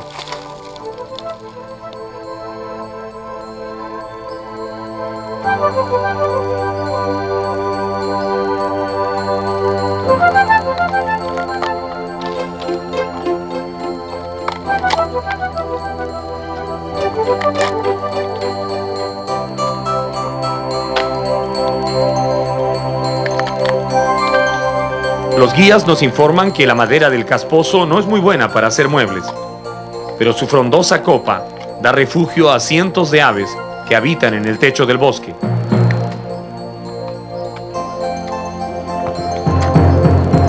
El ficus estrangulador o matapalo es otro de los colosos de este hábitat. Siempre se le encuentra rodeando con un poderoso y mortal abrazo a los árboles que tiene que estrangular para quitarles su lugar en el bosque. El que vemos aquí está justamente ganándole la batalla a un noble cedro que ya está irremediablemente perdido entre los brazos del matapalo.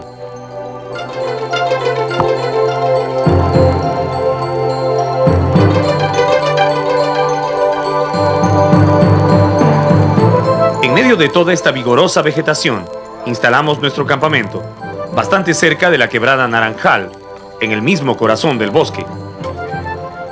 De aquí saldremos en la mañana, en busca de las últimas familias de monos coto que se albergan en este lugar.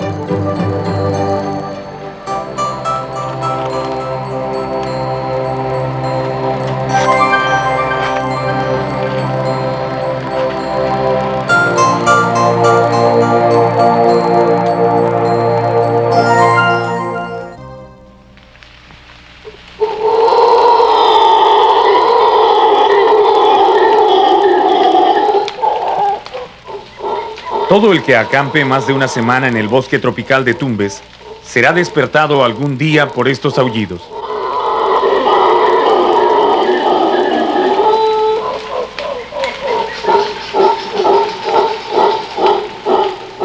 Comienzan puntualmente a las 4 de la mañana y van en aumento según se aproxima la salida del sol.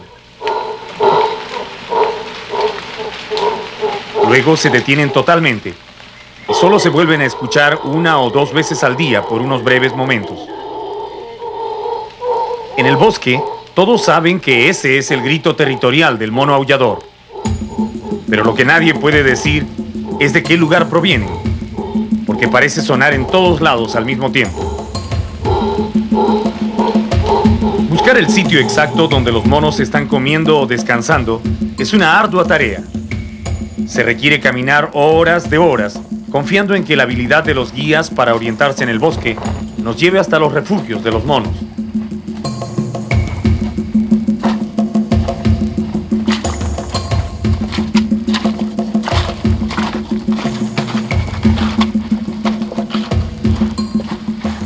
Esta es una zona donde la humedad favorece particularmente el desarrollo de cientos de plantas epífitas, que crecen prácticamente en todas las ramas de los árboles, sorprendiendo por su variedad y tamaño. La más común es esta que llaman gallito por la forma de sus flores. Pero también hay diminutas orquídeas que se esfuerzan por florecer y numerosos hongos y líquenes. A 3 horas de camino del campamento encontramos unas formaciones rocosas muy grandes que tienen una cueva en la parte central. Al aproximarnos notamos que hay algo de vida en el interior. Son cientos de murciélagos que revolotean nerviosos sin animarse a salir a la luz. Parece que el ruido de nuestras pisadas en las rocas los asusta, porque abandonan su cueva velozmente para internarse en el bosque. Estas colonias de murciélagos son muy comunes en el bosque tropical. Se les denomina murciélagos ahumados y son pequeños mamíferos insectívoros que viven en los bosques húmedos de Perú y Ecuador.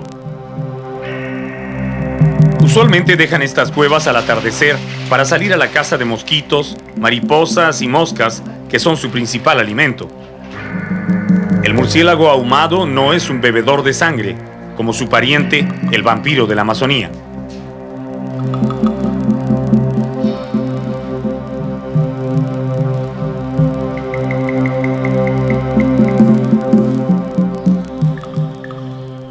Más allá de la cueva de los murciélagos, una agitación en las copas de los árboles de pechiche nos hacen saber que estamos ingresando en el territorio de los cotomonos. Los cotomonos, o monos aulladores, viven en pequeños grupos familiares en las ramas más altas de los árboles y muy raramente bajan a tierra. Se alimentan de las hojas y frutos del pechiche, la moena y el caimito, 3 tipos de árboles muy abundantes en el bosque. Están catalogados entre los monos más corpulentos del Nuevo Mundo. Los adultos pesan entre 7 y 9 kilos y son más bien lentos en sus desplazamientos por el techo del bosque. Su cola prensil es una quinta extremidad muy fuerte que la utilizan como órgano de anclaje. Siempre está agarrada a algo mientras el animal come, duerme o camina entre las ramas. Por su peso, los aulladores no son capaces de realizar grandes saltos entre los árboles y más bien muestran temor a lanzarse al aire, aunque sea en espacios cortos. Estos grandes monos están bastante distribuidos en los territorios de América Central y del Sur, pero en el Perú solo se les encuentra en el bosque tropical de Tumbes, por lo que también se les conoce como mono de Tumbes o aullador de Tumbes. Los cotomonos rechazan la presencia de cualquier intruso que ingrese en su territorio. Lanzan ramas desde lo alto y también tienen la mala costumbre de defecar sobre las cabezas de los que pasan caminando debajo de ellos. Si uno se mantiene mucho tiempo mirándolos, el macho, jefe de familia, se inquieta y ordena a sus hembras trepar más alto o alejarse del lugar.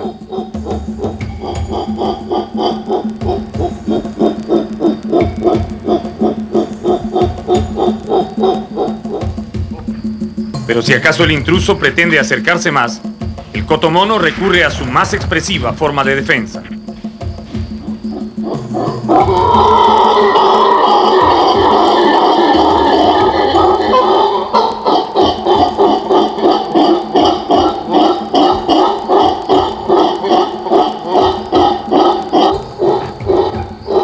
El poderoso aullido que emiten estos monos es posible por el acentuado desarrollo de su laringe.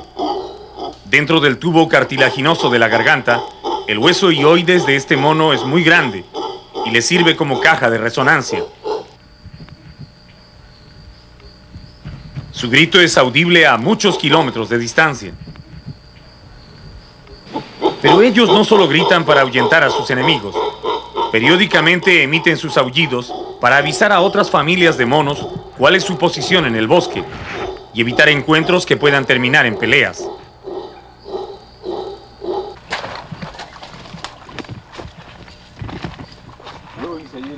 En el suelo del bosque, donde viven estos aulladores, recogimos algunos frutos caídos del pechiche, que son su comida favorita. Son bastante duros, y si uno los abre, descubre en el interior numerosos gusanitos que viven entre las semillas. Para los cotomonos, esos frutos repletos de gusanitos son una verdadera delicia. Algo así como una empanada natural que les proporciona grasa y proteínas. En épocas pasadas era fácil encontrar numerosas familias de cotomonos comiendo hojas o simplemente recostados en las ramas de los pechiches. Pero la población de cotomonos se ha reducido tanto en las 3 últimas décadas que este grupito familiar que estamos viendo y otro que vive al noreste del bosque, casi en la frontera con Ecuador, son los únicos cotomonos que quedan en el Perú. La causa de su disminución es principalmente la cacería de que son objetos. Los hombres que van a cuidar las fronteras, cuando se quedan sin provisiones, matan a los cotomonos para comerlos. La tala ilegal de los árboles donde ellos viven y cuidan a sus crías es otra razón de su alejamiento de estos bosques. Junto con el cocodrilo de Tumbes, el cotomono es lamentablemente otra especie animal en peligro de extinción en nuestro país. Respetar el hábitat del mono aullador, proteger los árboles donde vive y, sobre todo, terminar con la cruel costumbre de matarlos a tiros es la única forma de salvar a las pocas familias de cotomonos que quedan en este bosque.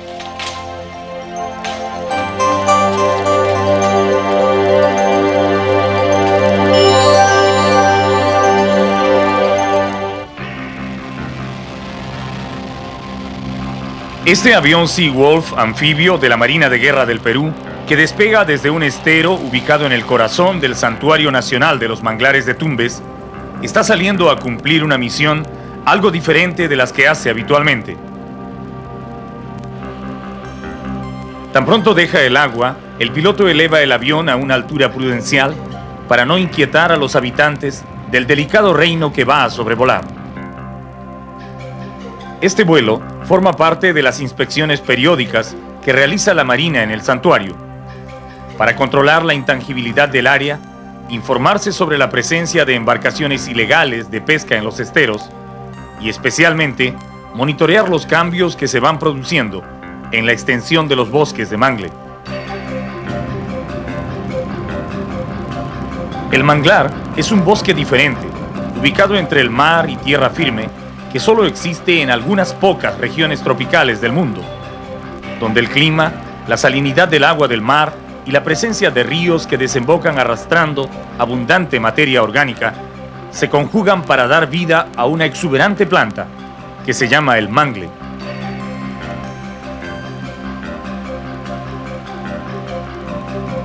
El Perú tiene el privilegio de poseer en el extremo norte de su territorio una hermosa muestra de este tipo de bosques, que son verdaderas fábricas de vida marina. En esa impenetrable vegetación que observamos desde el aire, nacen y se desarrollan las más importantes especies de crustáceos y moluscos de nuestra costa. comienzan su vida muchísimas variedades de peces y se refugian una infinidad de aves propias de nuestro territorio y otras que migran desde lejanos lugares del mundo. Nuestros bosques de mangle, que eran mucho más grandes en épocas pasadas, actualmente solo tienen un área de 4.541 hectáreas y están ubicados en las costas de Tumbes, desde Puerto Pizarro hasta el Canal Internacional, que es la frontera entre el Perú y Ecuador. Hace muchos años, cuando no se conocía bien la importancia de este ecosistema para la vida marina, los bosques de mangle fueron cortados para utilizar la madera como leña y posteriormente para dar paso a la construcción de grandes pozas de crianza de langostinos. En ese tiempo, miles de hectáreas de este delicado hábitat desaparecieron arrasadas por tractores y excavadoras, que destruyeron en pocos años lo que la naturaleza había construido pacientemente durante siglos. Cuando se logró detener la depredación, solo quedaba la mitad de lo que había sido este patrimonio natural de nuestro país. Finalmente, en marzo de 1988, el Estado peruano decidió proteger oficialmente los bosques de mangle y creó el Santuario Nacional Los Manglares de Tumbes, sobre un área total de 2.972 hectáreas. Dentro del santuario quedó prohibido pescar, cortar el mangle o construir pozas para langostineras, y todo el área quedó bajo la protección de la Armada peruana.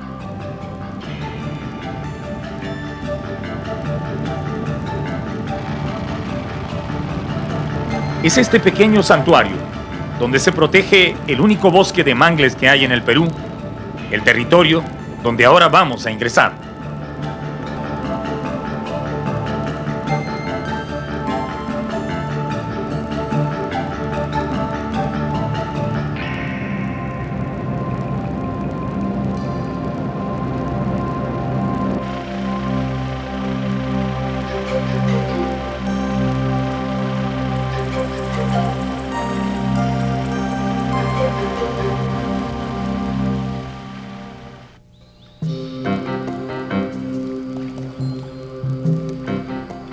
Los esteros, estos grandes y tranquilos canales bordeados de mangle, donde el agua del mar se encuentra con la del río, son los caminos por donde se transita para ingresar al Santuario Nacional de los Manglares.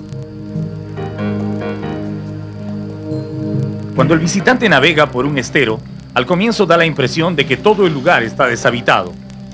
Y si el motor del bote no está encendido, aumenta aún más esa impresión de soledad.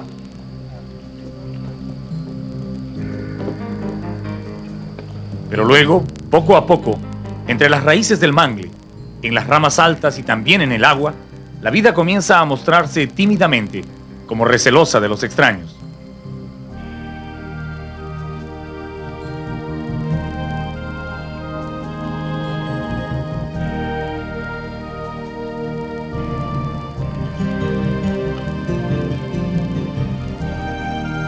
Desde la orilla no es posible ver nada hacia el interior del manglar.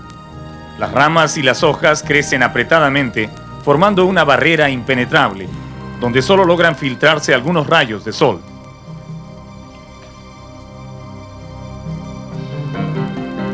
Los árboles de mangle, que a primera vista parecen solo grandes arbustos, son plantas verdaderamente fascinantes.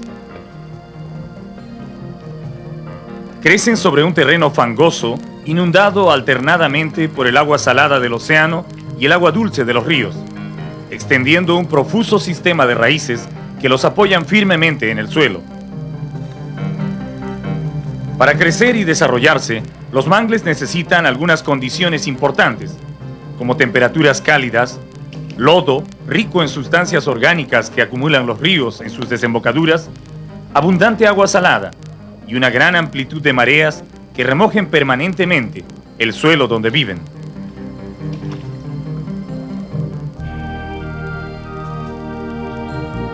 En el santuario de Tumbes se encuentran hasta 5 especies de mangles, pero el más común es este, al que los botánicos denominan Rhizophyra mangle o mangle rojo, por el color rosáceo de sus tallos. El Rhizophyra mangle crece en promedio hasta 10 metros de altura, aunque en algunos lugares del santuario se pueden encontrar mangles gigantescos de más de 25 metros.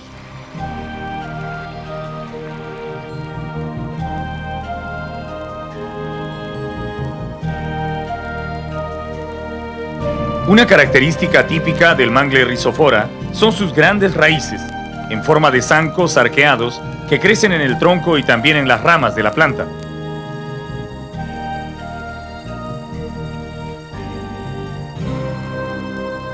Le sirven para sostenerse en el fango, pero sobre todo para filtrar la sal del agua marina que inunda los esteros.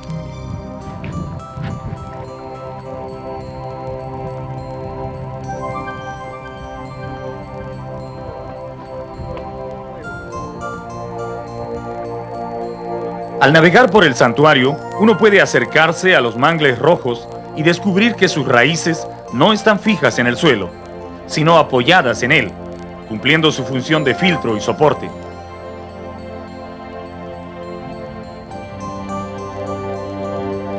Pero si las raíces del Rhizophora son interesantes, sus semillas y propágulos lo son aún más. Para poblar nuevas zonas fangosas, el mangle ha desarrollado una especial estrategia de reproducción, que los investigadores llaman propágulos. Estos son unos brotes alargados muy resistentes que tienen forma de torpedos. Nacen de las flores del mangle y comienzan a germinar arriba en las ramas. Y cuando ya han prendido a la vida, se sueltan y caen, clavándose en el lodo, donde empiezan a echar raíces hasta convertirse en una nueva planta.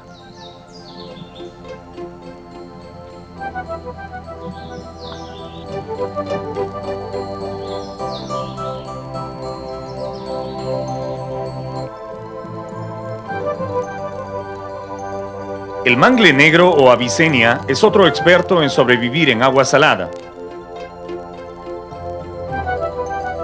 No es tan abundante como su vecino el mangle Rhizophora, pero tiene un método muy ingenioso para librarse de la sal que satura su hábitat. Las raíces del mangle negro dejan pasar la sal al tronco de la planta, pero el mangle se deshace de ella antes que su concentración llegue a ser demasiado alta. Eso lo consigue llevando la sal por la savia y depositándola en las hojas ya viejas, que a su debido tiempo caen al agua repletas de sal.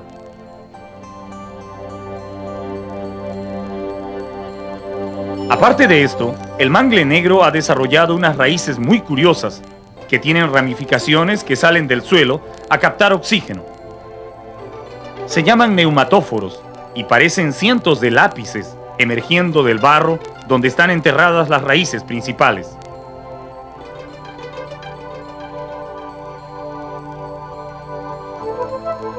Las hojas que caen de los mangles, tanto de la Avicennia como del Rhizophora, son la contribución más grande que hacen los árboles a la vida en el santuario.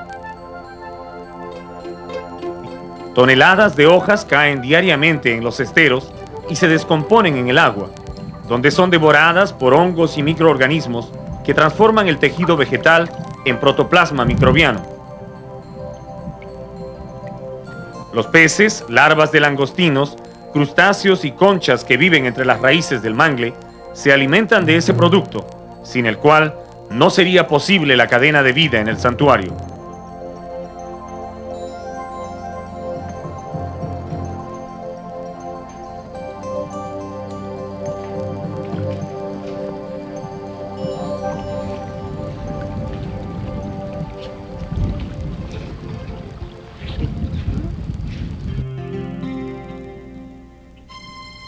El mangle es una planta en permanente desarrollo, que coloniza primero las riberas y luego se lanza a ganar más terrenos en el mar. Con sus fuertes raíces atrapa el lodo que llega acarreado por los ríos y lo fija en el fondo para crecer encima de él.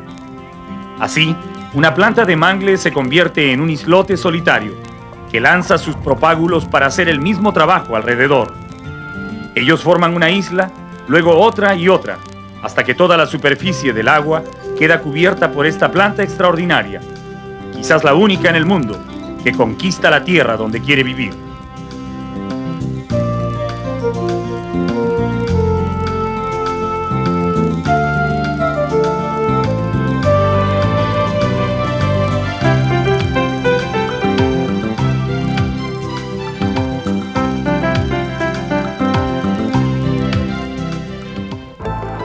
En los límites del santuario, cerca a Puerto Pizarro, hay una isla grande totalmente cubierta por el mangle que se conoce como la Isla de los Pájaros. En ese lugar retirado, a donde solo se puede llegar navegando por los esteros, se refugian miles y miles de aves que efectivamente se han apropiado de la isla, convirtiéndola en su lugar favorito de descanso y anidamiento. Las fragatas son las más numerosas. Si uno se acerca lentamente, sin hacer movimientos bruscos y sin alzar la voz, se puede disfrutar de varias horas de tranquila observación de estas hermosas aves que tienen un singular estilo de enamoramiento. El ave fragata o tijereta, como le dicen en el norte, es una especie de amplia distribución en el mundo. Se le encuentra principalmente en las Islas Galápagos, en el Caribe, en las costas del Pacífico y el oeste de África. Normalmente anidan en grandes colonias asentadas en islas con abundante vegetación, lo más lejos posible de la presencia del hombre. Los machos y las hembras son muy diferentes entre sí. Las hembras tienen el plumaje blanco y negro y el pico color crema, con suaves tonalidades de celeste. Mientras que los machos son totalmente negros, con un gran buche rojo.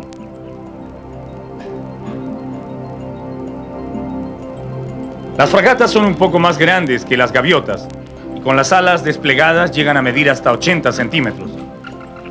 Cuando vuelan, separan las plumas de la cola en forma de V, de allí el nombre local de tijereta. Cuando llega la época del apareamiento, los machos comienzan una curiosa exhibición que tiene como único objetivo atraer la atención de las hembras que los rodean. A falta de colores brillantes o plumas especiales, la naturaleza le ha dado al ave fragata una gran bolsa roja en el cuello, que infla como un globo para conquistar a su pareja.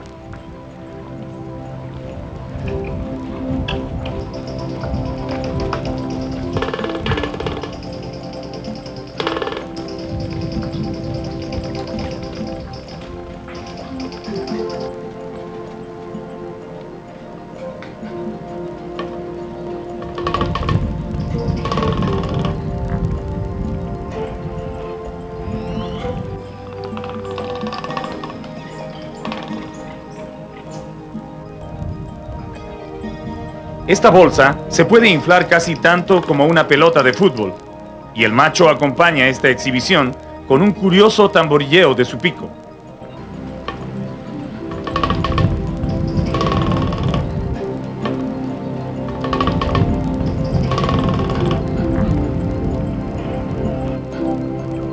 Las hembras que lo rodean parecen no prestar mucha atención al ruidoso galán, pero realmente están muy atentas a todo lo que hace. El display solo termina cuando una hembra se para a su costado y acepta formar un nido con él. Entonces los papeles se cambian, porque cuando viene el momento de empollar los huevos, el ostentoso macho es el que se tiene que quedar en el nido cuidando, mientras la hembra sale a buscar comida. Otra característica del ave fragata que muy pocas personas conocen, porque casi siempre las ven volando, es el reducido tamaño de sus patas. Son tan cortas que casi no pueden caminar en el suelo. Las fragatas solo se sienten cómodas volando o paradas en las ramas de los mangles, donde pueden sostenerse con sus pequeños dedos. Sin embargo, su extraordinaria habilidad para el vuelo compensa largamente esta limitación.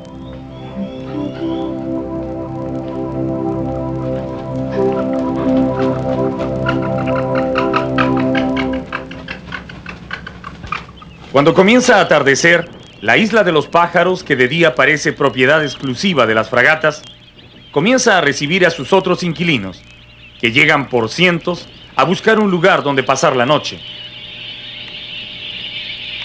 Pareciera que un horario cósmico rige las vidas de estas aves, porque puntualmente a las 5:30 de la tarde empiezan a llegar a su isla y van ocupando diferentes ambientes entre los manglares. Los primeros en acercarse son los pelícanos, formados en grandes escuadrones en V que cortan el aire haciendo sonar sus grandes alas.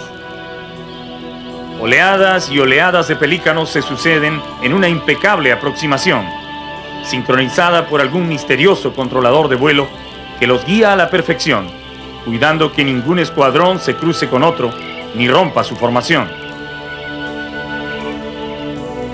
Detrás de los pelícanos llegan los cormoranes, de rápido vuelo, que siempre parecen tener urgencia para aterrizar.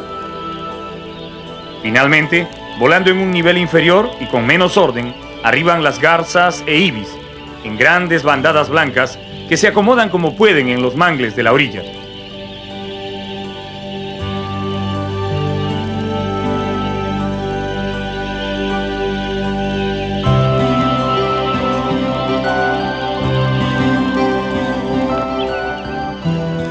Cuando el sol se acerca a su ocaso, todavía quedan cientos de aves volando en círculos en el cielo, tal vez esperando el permiso de bajar a tierra o simplemente despidiendo al día. Al contemplar este bellísimo espectáculo de la naturaleza, uno piensa que bien valdría la pena que alguna vez el gobierno promulgue una ley otorgando por derecho de ocupación, de una vez y para siempre, la propiedad total de la isla a estos pájaros, para que nunca ningún hombre pueda despojarlos de este hábitat que la naturaleza les concedió en el planeta.